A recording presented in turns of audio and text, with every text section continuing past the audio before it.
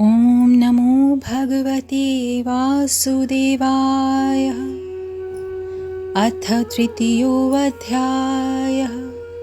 पिछले अध्याय में आपने सुना कि दक्ष प्रजापति ने किस प्रकार भगवान महादेव का अपमान किया, जिसके फलस्वरूप नंदी जी ने संपूर्ण ब्राह्मण जाति को श्राप दिया।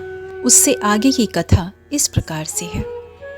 श्री मैत्रेय जी कहते हैं, विदुर जी, इस प्रकार उन ससुर और दामाद को आपस में वैर विरोध रखते हुए बहुत अधिक समय निकल गया।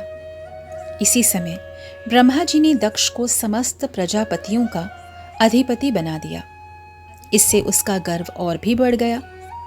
उसने भगवान शंकर आदि ब्रह्मनिष्ठों को यज्ञ भाग ना देकर उनका तिरस्कार करते हुए पहले तो वाजपेयी यज्ञ और फिर बृहस्पति सव नाम का महायज्ञ आरंभ किया। उस यज्ञोत्सव में सभी ब्रह्मर्षि, देवर्षि, पितर, देवता आदि अपनी अपनी पत्नियों के साथ पधारे। उन सब ने मिलकर वहां मांगलिक कार्य संपन्न किए और दक्ष के द्वारा उन सब का स्वागत सत्कार किया गया। उस समय आकाश मार्ग से जाते हुए देवता आपस में उस यज्ञ की चर्चा करते जाते थे। उनके मुख से दक्ष कुमारी सती ने अपने पिता के घर होने वाले यज्ञ की बात सुन ली। उन्होंने देखा कि हमारे निवास स्थान कैलाश के पास से होकर सब ओर से चंचल नेत्रों वाली गंधर्व और यक्षों की स्त्रियां चमकीले कुंडल और हार पहने खूब सज धज कर अपने अपने पतियों के साथ विमानों पर बैठी उस यज्ञोत्सव में जा रही हैं। इससे उन्हें भी बड़ी उत्सुकता हुई और उन्होंने अपने पति भगवान भूतनाथ से कहा। माता सती ने कहा, वामदेव, सुना है इस समय आपके ससुर दक्ष प्रजापति के यहाँ बड़ा भारी यज्ञोत्सव हो रहा है। देखिए, ये सब देवता वहीं जा रहे हैं। यदि आपकी इच्छा हो तो हम भी चलें। इस समय अपने आत्मियों से मिलने के लिए मेरी बहनें भी अपने अपने पतियों के सहित अवश्य आएंगी। मैं भी चाहती हूँ कि आपके साथ वहाँ जाकर माता पिता के दिए हुए गहने, कपड़े आदि उपहार स्वीकार करूँ।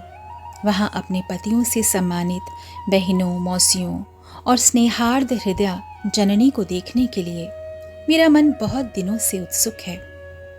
कल्याणमय, इसके सिवा वहाँ महर्षियों का रचा हुआ श्रेष्ठ यज्ञ भी देखने को मिलेगा। अजन्मा प्रभु, आप जगत की उत्पत्ति के हेतु हैं। आपकी माया से रचा हुआ त्रिगुणात्मक जगत आप ही में भास रहा है। किंतु मैं तो स्त्री स्वभाव होने के कारण आपके तत्व से अनभिज्ञ और बहुत दीन हूँ। इसलिए इस समय अपनी जन्मभूमि देखने को बहुत उत्सुक हो रही हूँ। जन्म रहित नीलकंठ, देखिए, इनमें कितनी ही स्त्रियां तो ऐसी हैं जिनका दक्ष से कोई भी संबंध नहीं है, फिर भी वे अपने अपने पतियों के सहित खूब सज धज कर झुंड की झुंड वहां जा रही हैं। वहां जाने वाली इन देवांगनाओं के राजहंस के समान श्वेत विमानों से आकाश मंडल कैसा सुशोभित हो रहा है।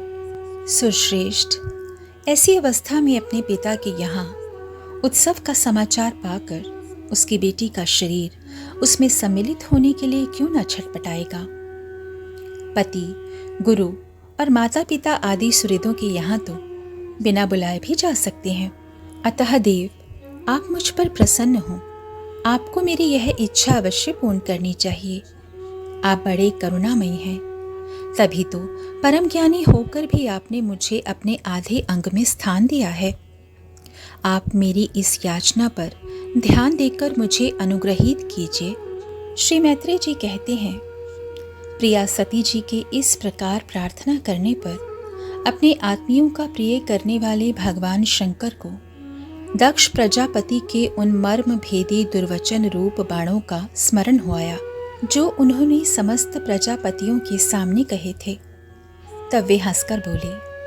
भगवान शंकर ने कहा, सुंदरी, तुमने जो कहा कि अपने बंधुजन के यहाँ बिना बुलाए भी जा सकते हैं, सो तो ठीक ही है, किंतु ऐसा तभी करना चाहिए जब उनकी दृष्टि अतिशय प्रबल देहाभिमान से उत्पन्न हुए मद और क्रोध के कारण द्वेष दोष से युक्त न हो गई हो।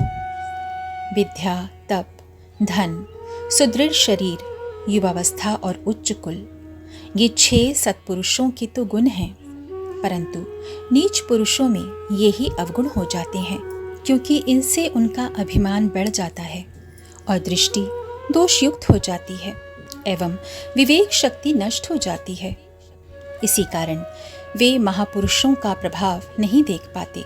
इसी से जो अपने यहाँ आए हुए पुरुषों को कुटिल बुद्धि से भौं चढ़ाकर रोष भरी दृष्टि से देखते हैं, उन अव्यवस्थित चित्त लोगों के यहाँ ये हमारे बांधव हैं, ऐसा समझकर कभी नहीं जाना चाहिए।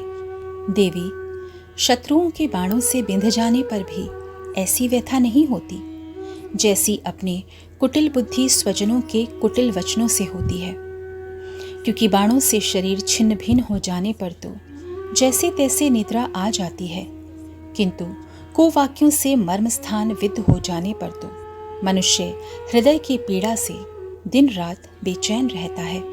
अवश्य ही मैं यह जानता हूँ कि तुम परमोन्नति को प्राप्त हुए दक्ष प्रजापति को अपनी कन्याओं में सबसे अधिक प्रिय हो, तथापि मेरी आश्रिता होने के कारण तुम्हें अपने पिता से मान नहीं मिलेगा, क्योंकि वे मुझसे बहुत जलते हैं।